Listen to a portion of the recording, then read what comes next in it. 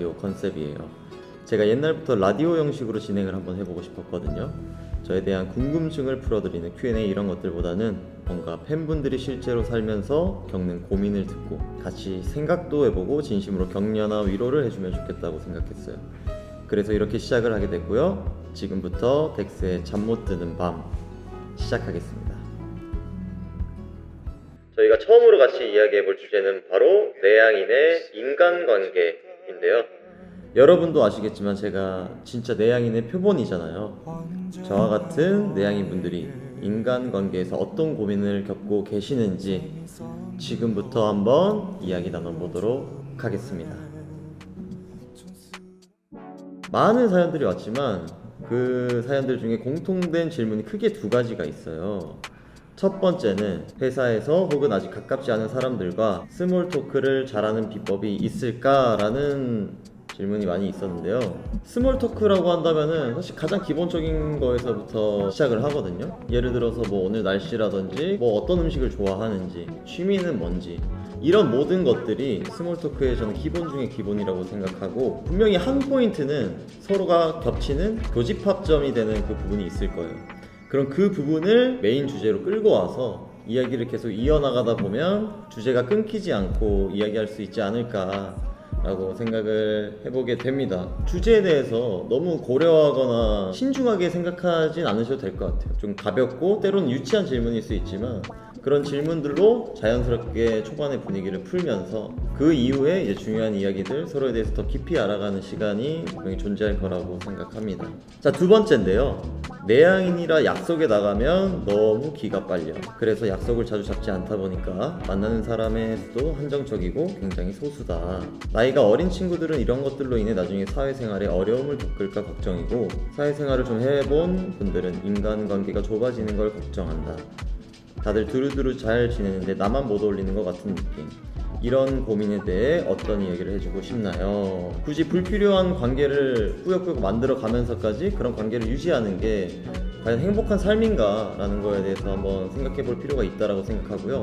그럼에도 불구하고 내가 인간관계에 이런 것들을 형성하지 않으면 너무나 외롭고 이 사회에서 약간은 고립될 것 같다 라고 하시는 분들은 좀 더 오픈된 마음을 열고 나가시는 게 맞다라고 생각이 되고요. 다들 두루두루 잘 지내는데 나만 못 어울리는 것 같은 느낌. 근데 그 두루두루 잘 지내는 사람도 사실은 인간관계에 지쳐있고 치여서 힘들지만 나는 그 부분을 감수하고서라도 내가 이 인간관계를 잘 해볼 거야 라고 생각할 수도 있다라는 점, 본인만이 그런 생각을 하고 있는 게 아니라는 점을 좀 기억해 주셨으면 좋겠습니다. 이런 식의 이제 공통된 질문 두 가지를 크게 받아봤고요. 자, 그럼 이제 본격적으로 첫 번째 사연부터 들어보도록 할게요.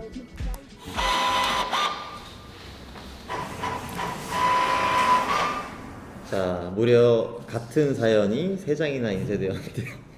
자, 첫 번째 사연입니다. 너무나도 중요한 면접을 앞두고 있는 상황입니다. 최근에 기사에서 솔로지옥 제작진들과 10대 1로 면접을 보는 상황에서도 전혀 주눅이 들지 않았고 거기에 매력까지 보여주셨다는 것을 보고 정말 놀랐어요. 어디에서든 어떤 상황이든 주눅들지 않고 당당할 수 있는 자신감의 비결이 있으신가요? 라고 하셨는데, 저도 이 말을 들으니까 그때 장면이 떠오르는데 벌써 이 위가 떨린다고 해야 되나요? 저는 당시에 그랬어요. 정말 많은 분들이 큰 테이블에 둘러싸서 저를 보고 계셨거든요.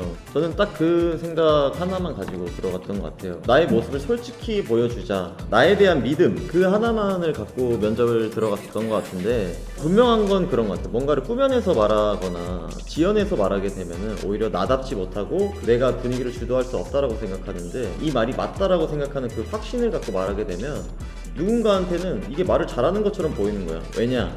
이 친구가 확신을 너무 갖고 있으니까. 그때 문답이 뭐였냐, 좀 알려줄 수 있냐라고 하는데, 당시에 기억나는 질문 중에 상대방한테 정 떨어지는 포인트가 뭐예요? 했을 때 저는 그랬어요.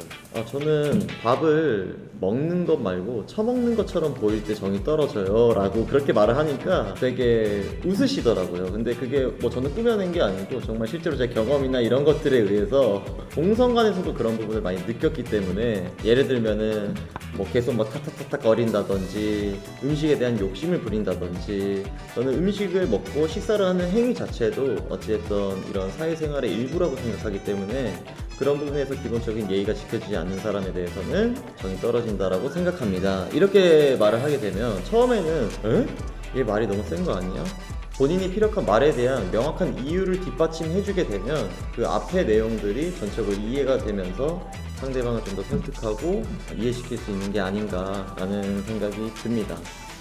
자, 이렇게 이제 첫 번째 사연이 끝났고요. 이제 이어서 두 번째 사연 한번 보도록 하겠습니다.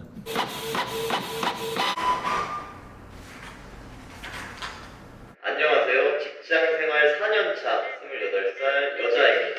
저는 어릴 때 가족들과 식당에 가면 모르는 사람이 너무 많아서 낯가림 때문에 밥 먹다 토하는 유약한 어린이였습니다. 지금은 다행히 직장에 들어가 연구원으로 일하고 있는데요. 연구실에서 항상 보던 사람들과 일하고 새로운 사람을 접할 기회가 적은 편입니다. 그래서 타 부서에 누가 있는지 잘 모르기도 하고 사실 알고 싶지 않기도 합니다. 히히 부끄. 그런데 최근에 회사 한 분과 업무 연락을 주고받는데 회사 메신저나 전화로만 연락을 주고받다 보니 낯가림 느낄 새가 없어 편해졌어요. 그런데 이번에 매번 도움 줘서 고맙다며 밥이나 한 끼 하자고 하시는 겁니다. 제가 낯가림이 있기도 하고 같은 일을 하다 보면 편하게 속을 터놓을 수 없더라고요. 사람이 좋아서 친절을 베푸시는 분들께 잘해드리고 싶으나 그것이 잘 안 될 때는 어떻게 해야 될까요? 서로에 대한 감정이 괜찮기 때문에 밖에서 자리를 하게 된다라면 조금 불편하더라도 긍정적인 좀 우호적인 마음을 갖고 나가서 먼저 이야기를 한번 해보시길 좀 추천드리겠습니다. 근데 상대방이 너무 부담스럽게 나는 술을 좋아하지 않는데 혹시 저녁 먹으면서 술이나 한잔 할래요? 라고 한다면은 이럴 때 선의의 거짓말을 하는 거예요.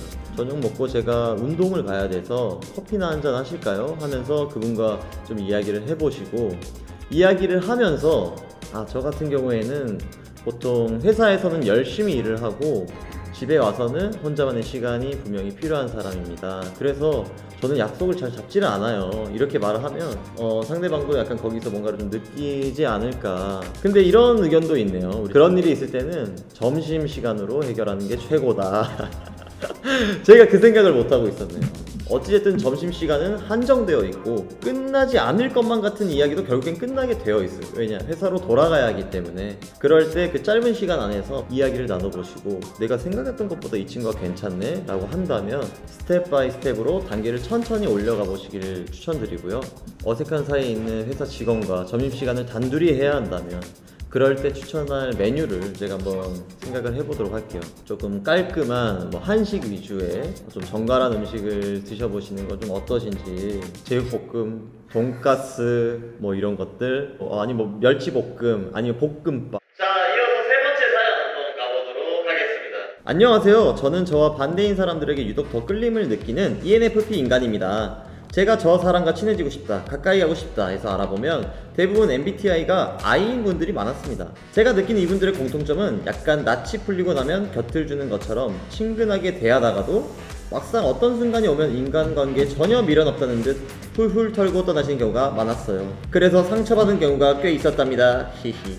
꼭 연인이 아니더라도 내향형인 분들께 사람 대 사람으로서 다가가려면 어떻게 대해야 적정선을 지키면서 지낼 수 있을까요? ISTP로서의 덱스님 입장이 궁금합니다. 나는 그 자리가 싫지만 어쩔 수 없이 한 번은 마주해야 되는 상황이야 라는 순간이 우리 아이들한테 꽤나 빈번하게 찾아오곤 하거든요. 이들이 약간 착각하는 게 있어요. 이대로 괜찮은가 보다, 지금이 서로에게 굉장히 좋은 순간이구나 라고 착각을 하곤 하는데 조금 더 속도를 늦춰보시길 바라겠고요. 아이가 어느 순간 훌훌 떠나버린다. 근데 그런 것은 이렇게 해석해 주시면 될 것 같아요.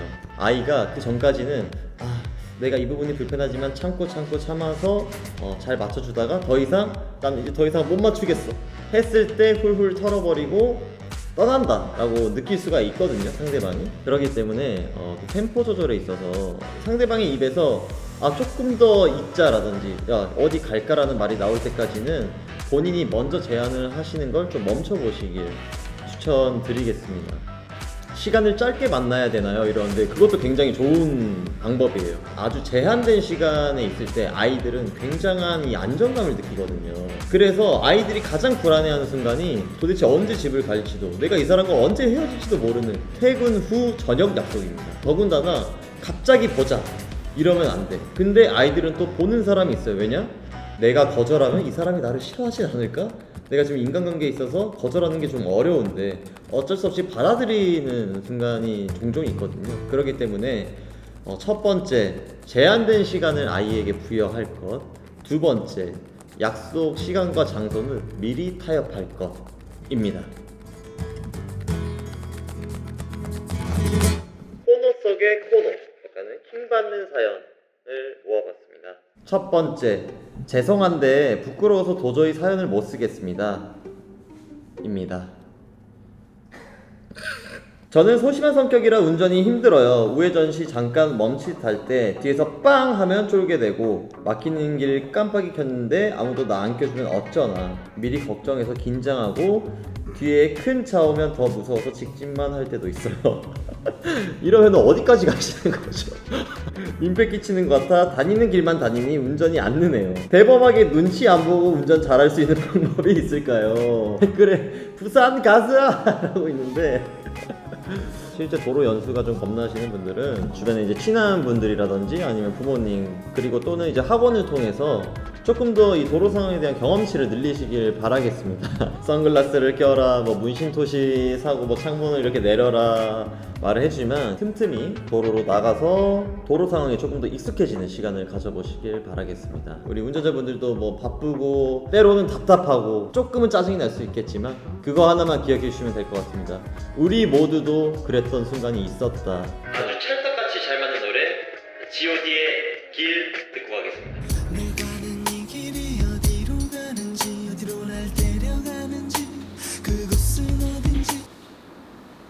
안녕하세요. 저는 I 성향 86%인 INFP 인간입니다. 저는 내성적인 성격 때문에 쇼핑하다가 이거 입어볼 수 있어요? 아니면 혹시 이거 어딨어요? 라는 질문을 잘 못하는데요. 그 질문을 못해서 그냥 나온 적도 굉장히 많아요. 할 말은 하면서 적당하게 소심하고 싶어요 라고 보내주셨습니다. 이럴 때는 은연중에 내 입으로 나오지 않으면 나의 몸을 활용해서 뭔가 액션을 취하면 상대방이 이해를 하지 않을까. 저라면 이렇게 할 것 같습니다. 이거 입어볼 수 있어요 라는 말이 입 밖에 나오지 않으면 저는 그래요. 걸려있는 옷을 이렇게 막 입으려고 막 그 액션을 취해요. 그러면 고객님 사이즈 혹시 어떻게 되세요? 하는 저 뭐 몇 사이즈입니다 하면 이제 그때 이렇게 자연스럽게 해주니까 이것조차도 이제 힘들다 그러면은 그냥 목걸이를 들고 직원분 앞에 이렇게 서 계세요. 그러면 고객님 혹시 어떤 문제가 있을까요? 이런 말씀을 하시지 않을까. 무언의 협박이 아니냐라는 댓글이 있는데요. 협박이라기보다는 몸으로 말해요. 내가 지금 원하는 게 뭘지 한번 맞춰보세요. 이런 사인을 상대방에게 줘보시는 것도 좋습니다. 우린 그걸 진상으로 부르기로 했어요 라고 하는데 가장 편한 방법은 사실 인터넷으로 구매하는 거지만 옷은 매장에 가서 직접 입어보고 색감도 보고 재질도 만져보고 그래야 아주 적절한 소비를 할 수 있기 때문에 우리 모두 적절한 소비를 위해서 조금의 용기를 내보시길 바라겠습니다. 마지막 사연입니다. 전 극내향인 99%인 사람인데 몇 개월 전부터 눈에 띄고 생각나는 좋아하는 남자가 있어요. 그 남자는 누가 봐도 멋지고 성격 좋은 주변에 인기 있는 ENFP 남자인데 저랑 눈도 잘 마주치고 잘해주고 제가 하는 말에 호응도 잘해줘서 처음에 이 사람이 날 좋아하나 싶었는데 그 이상 진전이 안 생기네요. 저는 이미 푹 빠져서 사랑 노래를 들어도 그 사람 생각, 슬픈 노래를 들어도 감정이입이 돼서 삶이 뒤숭숭해졌는데 이대로 짝사랑으로 마음을 접어야 하는 건지 거절당하더라도 용기 내서 고백을 해야 되는 건지 극내향인으로서 고민이 돼요. 덱스님 답을 주세요 이러는데 우리가 아까 이 성향이 강하신 분의 고민을 들어줬을 때 그랬잖아요. I의 템포에 맞춰줘라. E가 너무 빠르다. 이번에는 E의 템포를 I가 눈치채지 못하는 그런 상황이지 않을까 라고 생각이 드는데 댓글에 이런 말이 있습니다. ENFP한테 있어서 친절은 그냥 일상이다. 저도 약간 우리 유저 SM님의 그 판단이 조금은 빠르지 않나 라는 생각이 조심스럽게 드는데요. 저랑 눈도 잘 마주치고 잘해주고 제가 하는 말에 호응도 잘해준다. 역으로 말씀드리자면 원래 사람을 볼 땐 눈을 마주치고요, 회사적인 업무나 일적인 업무로 만날 때는 상대방한테 최소한의 배려, 그런 것들이 바로 기본적인 인격이기 때문에 잘 해줘야 되는 게 맞고요. 그 다음에 하는 말에 호응도 잘해준다. 상대방이 내가 어떤 말을 했을 때 원래 그 말에 대한 약간의 호응은 당연한 것이기 때문에 이런 것들이 아마 이 순수한 마음을 좀 더 자극시키고 증폭시키지 않았나라는 생각이 드는 것 같습니다. 이런 짝사랑 상황에서 우리 오늘 실시간 라이브의 힘을 빌려서 우리 ENFP들의 한번 답변을 좀 들어보고 싶은데 어떤 방식으로 좀 접근을 해야 될까요? 키가를 하시면은 아마 경찰서를 먼저 가시지 않을까라는 생각이 드는데요. 자, 일단은 제가 답변을 드려보도록 하겠습니다. 첫 번째, 이 사람이 나한테 호감이 있는가 없는가 가장 쉽게 파악할 수 있는 방법이 단 하나가 있습니다. 약속을 잡아보세요. 약속을 잡았을 때 상대방이 거절을 한다. 거절하는 방식에 두 가지가 있습니다. 저 그 시간에 안 돼요 라고 한다면 상대방은 높은 확률로 당신에게 관심이 없는 것입니다. 그러나 저 그 시간에는 안 돼요, 이때는 어떠세요?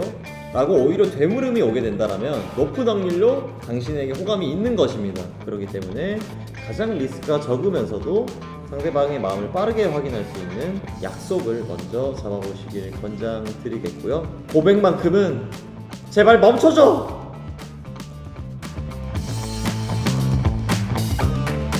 오늘 처음으로 이렇게 라디오 진행을 해봤는데 저는 이렇게 좀 뭔가 정말로 정리된 이런 진행을 해볼 수 있어서 저한테는 신선한 경험이지 않았나 라고 생각이 되고요. 그리고 이번에 이제 저희 회사에서 저랑 아주 오랫동안 같이 일했던 PD님 한 분이 오늘이 이제 저와의 마지막 촬영입니다. 저는 퇴사를 하는 분한테 아쉽다 라는 말을 잘 하진 않는 것 같아요. 오히려 축하한다 라고 말을 해주고, 그 이유에 있어서는 어찌됐든 본인이 퇴사를 결정하게 된 이유는 본인만이 알고 있을 것이며, 그리고 그 말을 입 밖으로 내기 전까지 수많은 생각을 했을 것이며 그것을 존중해주고 앞으로의 세계를 응원해주고 싶기 때문인데요. 떠나는 피디님을 위한, 그리고 또 우리 보고 계시는 시청자분들을 위한 시가 있는데요. 우리는 혼자 있을 때도 충분히 아름답다라는 그런 마음을 담은 시를 준비해봤습니다.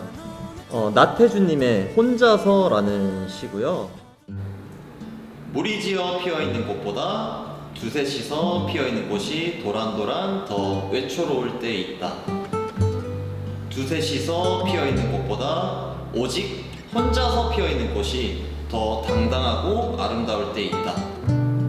너 오늘 혼자 외롭게 꽃으로 서 있음을 너무 힘들어하지 말아라. 본인은 충분히 아름답기 때문에 내가 다른 사람들과 어울리고 있지 않다라고 해서 주눅 들고 본인을 깎아내릴 필요가 전혀 없다. 여러분들은 여러분들 자체로 이미 충분히 아름답기 때문입니다.